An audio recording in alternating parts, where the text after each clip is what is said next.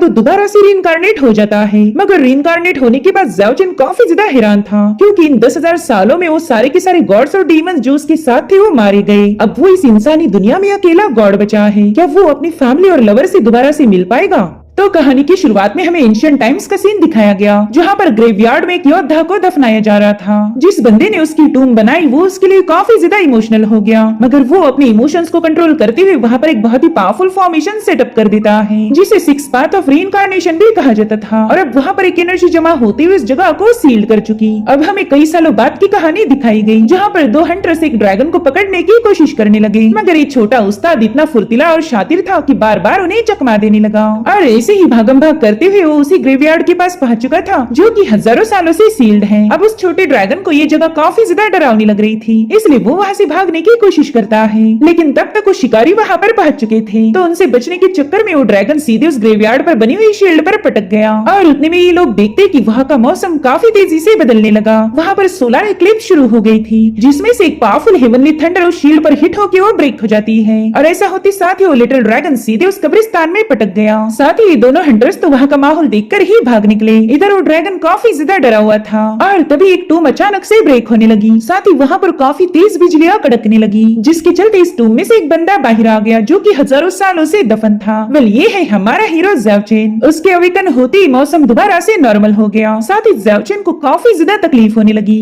वो कहता है कि जहाँ तक मुझे पता है मैं मर चुका था, तो फिर मैं इस अजीब सी जगह पर कैसे पहुँच गया। इधर वो लिटिल ड्रैगन एक ग्रेवस्टोन के पीछे छुपकर ये सब विटनेस कर रहा था, और डर के मारे सोचता है, अरे मैया ये का देख लिया। वही दूसरी तरफ ज़ाओ चिन वहाँ मौजूद टूम्स पर लिखे हुए नाम पढ़ने लगा, जहाँ पर उसे पता चलता है कि इस कब्रिस्तान में तो सभी पावरफुल गॉड्स, डीमंस और विचेस को दफनाया गया है, जिसके चलते अब उसके दिमाग में कई सारे सवाल उमड़ने लगे कि इन सबको एक ही जगह पर दफनाया क्यों गया था। इस दुनिया में ऐसा क्या हुआ जो ये सभी गॉड्स मारे गए। अब तो खुद से ही सवाल पूछने लगा कि अगर सभी गॉड्स और डीमंस मारे गए हैं तो फिर मैं जिंदा कैसे बच गया। इधर वो लिटिल ड्रैगन दबे पाव वहाँ से भागने की फिराक में था, मगर बदकिस्मती उसकी जो ज़ाओ चिन ने उसे देख लिया। वो बेचारा ड्रैगन तो उस पर अपनी हल्की सी चिंगारियां उड़ाकर वहाँ से भागने की फिराक में था, मगर ज़ाओ चिन ने बड़ी सी आग लगाकर उसे रोस्ट करने के लिए लकड़ी पर बांध दिया। उस ड्रैगन से कह रहा था कि बस थोड़ी देर के लिए सहन करो, बाद में तो तुम मेरे पेट में जाओगे। लेकिन उसी वक्त लिटिल ड्रैगन का एक छोटा सा आंसू उसके मुंह में चला गया, और उसे निगलते ही ज़ाओ चिन को किसी की आवाज सुनाई देने लगी, जो कि कह रही थी कि प्लीज मुझे माफ कर दो, मैं तुम पर अटैक करना नहीं चाहता था। अब ज़ाओ चिन कंफ्यूज था कि वो तेरी ये आवाज कहाँ से आ रही, और फिर उसे पता चला कि अरे ये तो इस ड्रैगन की आवाज है। और ड्रैगन उसे बता रहा था कि बड़े भाई मेरा आंसू पीने के बाद ही तुम मेरी भाषा समझ सकते हो, वरना बाकी के लोग तो मेरे मुंह से बस एक ही आवाज सुन सकते हैं, जो कि होगी बक्कू पक्कू। देखो बड़े भाई मैं बहुत ही ज्यादा क्यूट और नन्ना मुन्ना ड्रैगन हूँ, इसलिए प्लीज मुझे इतनी बेरहमी से भून मत डालो, वरना तुम्हें तो बहुत बड़ा वाला पाप लगेगा। तो ज़ाओ चिन उसे आग से हटाकर पूछता है कि बताओ ये जगह कौन सी है, और यहाँ से मुझे हुयांग कैपिटल में जाने में कितने दिन लगेंगे। हालांकि वो ड्रैगन उसे कोई जवाब नहीं दे रहा था, तो ज़ाओ चिन ने उसे दोबारा से आग पर धर दिया, जो देखते साथ ही ड्रैगन ने तुरंत ही अपना मुंह खोल दिया। वो कह रहे थे भाई तुम्हारी कब्र में भांग तो नहीं थी ना, कहीं तुम पागल तो नहीं हो गए। देखो एंशिएंट हुयान कंट्री तो 10,000 साल पहले ही गायब हो गई थी, इसलिए तुम एक डिसअपियर्ड हुई सिटी में चाह कर भी पहुंच नहीं सकते। ये सब सुनकर तो ज़ाओ चिन को बहुत बड़ा झटका लग गया। लिटिल ड्रैगन बताने लगा कि जब ईस्ट और वेस्ट कॉन्टिनेंट मर्ज हुए थे तब उनके टकराव से कई सारी एंशिएंट कंट्रीज डिस्ट्रॉय हो गई, जिनमें से एक थी हुयांग कैपिटल। तो फिलहाल तुम हो टियान युआन कॉन्टिनेंट में। इधर ज़ाओ चिन को कुछ विजन्स नजर आने लगे, जहाँ पर उसे यूशिन नाम की बंदी दिखाई देती है, मगर अब खुद ज़ाओ चिन को याद ही नहीं कि उसके साथ एग्जैक्टली हुआ क्या था। वो सवाल पूछता है कि क्या मैंने खुद ही इतिहास को मिटा दिया, या फिर इतिहास ने खुद मुझे अबैंडन कर दिया। साथ ही वो देखता है कि 10,000 साल पूरे होने के बावजूद भी उसकी पावर्स रिकवर्ड नहीं हुई। अब वो लिटिल ड्रैगन को दोबारा से भूनने वाला था कि तभी वो ड्रैगन उसे समझाता है कि आगे चलकर मैं तुम्हारी काफी ज्यादा काम आऊंगा, तुम यहाँ पर नए हो तो तुम्हें लोकल गाइड की जरूरत पड़ेगी। जो सुनकर ज़ाओ चिन भी उसकी बात मान गया, और ड्रैगन उसे बताता है कि तुम डीमंस और गॉड के कब्रिस्तान से बाहर आए हो, यानी कि जरूर से तुम कोई स्पेशल बंदे होगे। तो ज़ाओ चिन उससे ग्रेवयार्ड का इतिहास पूछने लगा, मगर लिटिल ड्रैगन को भी इसके बारे में कोई आइडिया नहीं थी। तो ज़ाओ चिन ने डिसाइड किया कि वो इस पूरे सीक्वेंस को फाइंड आउट करेगा, तभी वो इस मिस्ट्री को सुलझा सकता है। उतने में ही उसे एक बहुत ही बड़ा ड्रैगन फ्लाई करते हुए नजर आया, जो कि लिटिल ड्रैगन के ही क्लैन से बिलोंग करता था, मगर वो ड्रैगन ज्यादा दूर जा पाई इससे पहले एक बड़े से जायंट ने उसे दबोच लिया। ज़ाओ चिन हैरान होकर कहने लगा कि ये तो एक लेजेंडरी एंशिएंट जायंट है, यानी कि ये दुनिया अब काफी ज्यादा बदल चुकी है। वहीं पर वो लिटिल ड्रैगन उसे अपना नाम डोंग डोंग बताते हुए दोस्ती का पंच आगे बढ़ाता है, तो ज़ाओ चिन ने भी उसे एक्सेप्ट कर लिया। अब ये दोनों साथ में ट्रैवल करना शुरू कर चुके थे, जहाँ पर डोंगडोंग ज़ाओचिन को रास्ता बता रहा था और ऐसे ही कई दिन बीत गए। ये लोग उस माउंटेन से नीचे उतरकर इंसानों की बस्ती में पहुंचने ही वाले थे, लेकिन तभी एक पत्थर से पांव फिसल कर डोंगडोंग सीधे नीचे गिरने लगा और उसे बचाने के चक्कर में ज़ाओचिन भी वहाँ से फिसल जाता है। अभी दोनों काफी तेजी से नीचे जाने लगे।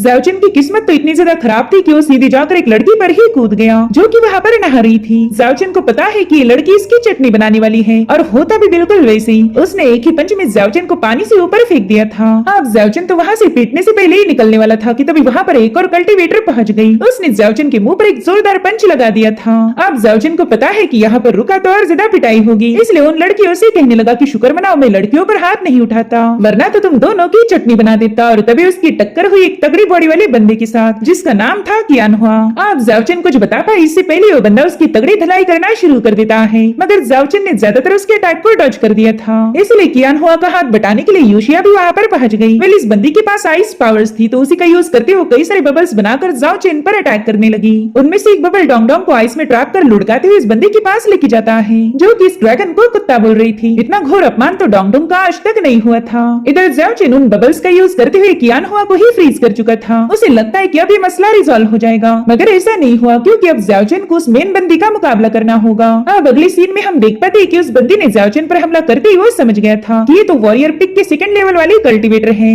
जिसके चलते ज़ाओचिन उसके सामने अपनी पावर्स का यूज नहीं कर पाता और इसका अंजाम ये हुआ कि अब वो उनका बंदी बन चुका है। उसे बड़े ही फनी अंदाज में बांध के रखा था और उसी वक्त ज़ाओचिन देखता है कि ये लोग एक एंशिएंट मैप पर दी हुई लैंग्वेज को समझ नहीं पा रहे थे क्योंकि उस मैप पर दी हुई लैंग्वेज एंशिएंट थी, मगर ज़ाओचिन को ये लैंग्वेज पढ़ना काफी अच्छे से आता था और समझ गया कि ये नक्शा तो फायरी इमॉर्टल लोटस का है। दरअसल ये लोग उस फायरी लोटस की मदद से प्रिंसेस के फादर को क्योर करना चाहते हैं ताकि उनके राजा खुश होकर प्रिंसेस की सगाई तोड़ दे। उतने में ही ये लोग देखते हैं कि छोटू सा डोंगडोंग प्रिंसेस को काफी ज्यादा पसंद आया और डोंगडोंग का लाड़ करते हुए अपने टेंट से बाहर आ गई और उसे देखते साथ ही ज़ाओचिन दोबारा से बेहोशी का नाटक करने लगा। तब तक प्रिंसेस डोंगडोंग को लेकर उसके पास आ जाती है। डोंगडोंग जो लेग पीस खा रहा था उसकी खुशबू से ज़ाओचिन को भी काफी तगड़ी भूख लग गई। उसे तो ये समझ नहीं आ रहा था कि इस ड्रैगन ने इस बंदी पर ऐसी कौन सी जादू की छड़ी घुमा दी होगी जो उसे इतना ज्यादा लाड़ कर रही। वहीं पर प्रिंसेस कह रही थी चलो ये तो अच्छा हुआ कि तुम अभी भी बेहोश हो, जब मेरे घोड़े तुम्हें कुचल कर खत्म करेंगे तब एटलीस्ट यहाँ पर शोर शराबा नहीं होगा। जो सुनते साथ ही डर के मारे ज़ाओचिन उससे कहने लगा कि अरे नहीं प्लीज ऐसा नहीं करो, देखो मुझे होश आ चुका है। वैसे मुझे ये समझ नहीं आ रहा कि तुम इस जंगली इलाके में मुझे कुचलने के लिए घोड़े कहाँ से लाने वाली हो। खैर आज जो कुछ भी हुआ वो बस एक गलतफहमी थी। तुम्हें लग रहा होगा कि मैं गंदी नियत वाला कुत्ता कमीना हूँ, लेकिन मैं ऐसा बिल्कुल नहीं। चाहो तो तुम इस ड्रैगन से पूछ सकती हो। सच बताओ तो ये मेरा काफी अच्छा दोस्त है, लेकिन डोंगडोंग तो चिकन मिलने के बाद दोस्ती वोस्ती सब भूल गया था। जो देख ज़ाओचिन कहने लगा कमीने कही कि खूबसूरत लड़की देखी नहीं तो पार्टी बदल दी। मुझे लगा था तू वफादार होगा लेकिन तू तो एक नंबर का गद्दार निकला। जो सुनते ही प्रिंसेस ज़ाओचिन पर चिल्लाने लगी। वो कह रही थी कि वाकई तुम एक जालिम इंसान हो, इसलिए अब मुझे तुम्हारे साथ कुछ अलग करना होगा। पहला तो मैं तुम्हें घोड़ों से कुचलने वाली थी, मगर अब मैं तुम्हें अपने साथ रखूंगी और ये छोटू सा छुरा हर रोज तुम्हारी बॉडी में घुसाया जाएगा जब तक कि तुम्हारा खून पूरी तरह से सूख न जाए। वेल इस बंदी ने तो ज़ाओचिन को फुल टू डरा के रखा था। ज़ाओचिन कहने लगा कि मैं इतने सालों बाद ट्रैवल करके इसलिए आया ताकि घमंडी प्रिंसेस मुझे बुली कर पाए। हे ऊपर वाले, क्या यही इंसाफ है तुम्हारा? तब तक प्रिंसेस यून ने उस पर 3 नाइफ से अटैक कर दिया। इधर बेचारा ज़ाओचिन डर के मारे कह रहा था कि प्लीज ऐसा नहीं करो, मैं फायरी इमॉर्टल लोटस ढूंढने में तुम्हारी मदद कर सकता हूँ। हालांकि तब तक वो सारे चाकू हिट हो चुके थे, लेकिन शुक्र है ऊपर वाले का कि ज़ाओचिन अभी भी जिंदा था। वहीं पर प्रिंसेस यून उससे पूछती कि बताओ तुम एंशिएंट लैंग्वेज पढ़ना कहाँ से सीख गए? तो ज़ाओचिन उसे ऐसी एक झूठी मोटी कहानी बताने लगा। वो कहता है कि मेरे मास्टर इस लैंग्वेज में दिलचस्पी रखते थे तो मैंने भी उनके साथ स्टडी कर इसे सीख लिया। जो सुनते साथ ही प्रिंसेस यून तुरंत ही उसे आजाद करते हुए कुछ कपड़े दे देती है। वो कह रही थी कि चलो इसे पहनकर रेडी हो जाओ, आज से तुम मेरे गुलाम हो।